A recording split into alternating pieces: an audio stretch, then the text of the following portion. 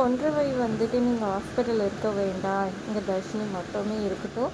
நான் வந்துட்டு இங்கே ஆள் போட்டிருக்கேன் பாதுகாப்புக்காக, வீட்டில் இருக்கிறவங்கனால எந்த பிரச்சனை வேணால் வரலான்னு சொல்ல அதை கேட்டு ஷாக் ஆகிடுறாங்க ஜனனி எல்லாம். அப்போ வீட்டில் இருக்கிறவங்கனால ஏதோ பிரச்சனை அப்படின்ற மாதிரி கேட்க, எனக்கு என்னமோ இன்ட்யூஷன் அப்படி தான் சொல்லுது, எனக்கு அப்படி தான் தோணுது, நீங்கள் எல்லோரும் வீட்டுக்கு கிளம்பி போங்க, வீட்டில் இருக்கிறவங்க ப்ரெஷர் அதிகமாக இருக்கும் போல இருக்குன்ற மாதிரி சொல்கிறாங்க. சரின்னு சொல்லிட்டு இவங்க எல்லாருமே வந்துட்டு கிளம்பி வராங்க தர்ஷினியை மட்டும் விட்டுட்டு. கிளம்பி வந்தால் இங்கே வந்துட்டு படிக்கட்டெல்லாம் தொடச்சிட்ருக்காரு கரிகாலன். அப்போ கரெக்டாக ஜனனி இவங்கெல்லாம் வர, மாமா இங்கே பாருங்கள் யார் வராங்க பாருங்கள், பெண்கள் படை வந்துட்டாங்க அப்படின்ற மாதிரி சொல்ல, அதை கேட்டு வந்துட்டு ரொம்பவே வந்துட்டு கோவமாகி ஜனனி இவங்கெல்லாம் கோவப்படுறாங்க.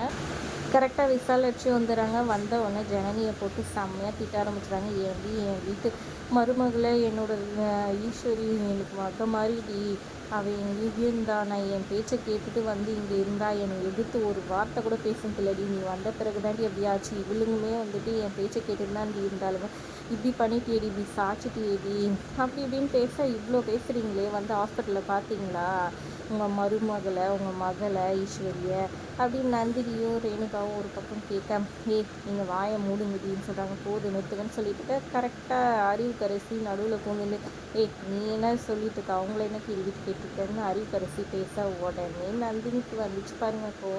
பிடிச்சி தள்ளிட்டு, நீயாடி எங்களுக்கு நடுவில் வர்றதுக்கு 1000 தான் இருந்தாலும் அவங்க எங்கள் மாமியார், அவங்க கேட்குற கேள்விக்கு நாங்கள் பதில் சொல்லுவோம், சண்டை போடுவோம், என்ன வேணால் பண்ணுவோம், நீ எதுக்கு நீ நடுவில் வர, ஒழுங்கு மரியாதையாக இருந்துக்கோ, அப்படில் தான் சொல்லிட்டா அப்படின்ற மாதிரி சொன்னாங்க. அக்கா ஒரு நிமிஷம் இருந்துக்கா அப்படின்ற மாதிரி சொல்லி, இப்போ என்ன வேணும் உங்களுக்கு அப்படின்ற மாதிரி கத்த, நீ என்னடி புதுசாக வந்து பேசிகிட்டு இருக்க, நீ தான் எல்லாத்துக்கும் காரணம், என்னை பழி வாங்கணுன்றதுக்காக என்னென்னமோ பண்ண திட்டம் போட்டேன், இந்த கல்யாணத்தை நிப்பாட்டலான்னு பார்த்தேன், இப்போ என் வீட்டு பொம்பளையால் வந்துட்டு சாச்சிக்கிட்டேன், அதை வச்சு எங்கள் எல்லோரையும் உள்ளே தள்ளணுன்ட்டு பிளான் பண்ணிட்டு இருக்காக்கான உன்னோடது, இந்த வீட்டு சொத்தை வந்துட்டு மொத்தமாக ஆட்டை போட்டுன்னு போனோன்னா என் தம்பி சக்தியை கல்யாணம் பண்ணேன், ஆனால் அது வேலைக்கு ஆகலன்னு ஒன்று, நீ இல்லாத வேலையெல்லாம் பண்ணிகிட்ருக்க, ஈஸ்வரி இது பண்ணதே நீ தான், அவன் இந்த மாதிரி நிலமையில இருக்கிறதுக்கு நீ தான் காரணம்னு சொன்னோன்னா கோவம் வந்துட்டு ஜனனிக்கு போது நட்டு, நீ யார்கிட்ட என்ன பேசிகிட்டு இருக்கீங்க, இதெல்லாம் புரிஞ்சுதான் பேசுங்க, ஆமாம் நிரூபிச்சுட்டா வந்துட்டு நீ என்ன பண்ணுவேன்ற மாதிரி சொல்லி கேட்க, நீங்கள் முடிஞ்சால் நிரூபிச்சு காமிங்க, அப்படி நிரூபிச்சிட்டிங்கன்னா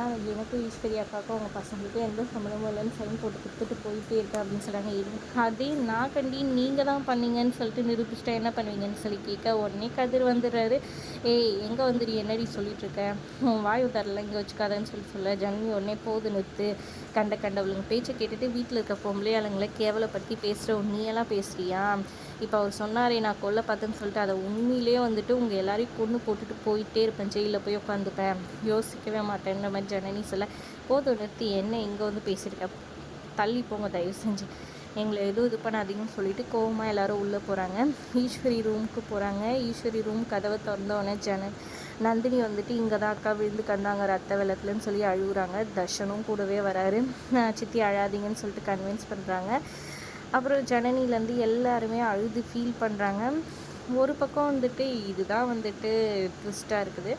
என்னன்னு பார்த்தீங்கன்னா நீ வீட்டில் இருக்கிற யாரோ தான் ஏதோ பண்ணியிருக்காங்கன்றதை புரிய வருது. எதனாலன்னு பார்த்தீங்கன்னா, கொன்றவை வந்துட்டு உங்களுக்கு ஆடியோ அனுப்பிச்சிருக்காங்கன்னா அவங்களுக்கு ஏதோ ஒரு விஷயம் தோணியிருக்கு. உங்களுக்கு ஆடியோ அனுப்புறதுக்கு முன்னாடியோ இல்லை அதுக்கப்புறமோ ஏதோ ஒரு விஷயம் உங்களுக்கு தப்பாக நடந்திருக்குது. அதனால தான் அப்படி ஒரு ஆடியோவை அனுப்பிச்சிருக்காங்க. அதே மாதிரி அவங்க ஃபோனை வந்துட்டு சீஸ் பண்ணதில் வீட்டுக்கு போயிட்டு எந்த வீடியோஸுமே இல்லை அப்படின்னு சொல்கிறாங்க. அதை கேட்டு தர்ஷினி ஷாக் ஆகிறாங்க. அதுக்கெல்லாம் வாய்ப்பே இல்லை, நான் நிறைய ஹாட் வீடியோஸ் எல்லாம் அம்மா காமிச்சிருக்கேன் அப்படின்னு சொல்கிறாங்க. அதை கேட்டவுடனே ஷாக் ஆகிறாங்க. அப்போ ஏதோ பிளான் பண்ணி தான் இதை பண்ணியிருக்காங்க, நீங்கள் கொஞ்சம் உஷாராக இருங்கன்னு சொல்கிறாங்க. இங்கே பாருங்கள், யாராச்சும் எதுனா பண்ணணும்னு நினச்சிங்க அவ்வளோதான் அப்படின்னு சொல்கிறாங்க. குணசேகரன் வந்துட்டு அவங்க தம்பிங்கிட்ட சொல்லிகிட்ருக்காங்க, இந்த ஜனனி வந்துட்டு நம்ம குடும்பத்தை இது பண்ணணும்னு முடிவு பண்ணிட்டா, அதனால் அவளையும் இது பண்ணிவிட்டு இந்த தர்ஷன் கல்யாணத்துக்கு அப்புறமா சக்திக்கும் ஒரு பொண்ணை பார்த்து அவனுக்கும் ஒரு கல்யாணம் ஏற்பாடு பண்ணிடணும் அப்படின்ற மாதிரி சொல்கிறாங்க. அருவாவை கொண்டு வந்து ஜனனி வந்துட்டு அப்படியே மிரட்டுறாங்க. கரிகாலனுக்கு ஒரு அடி விழுது, அவர் ஓவராக பேசினாருன்னு சொல்லிட்டு.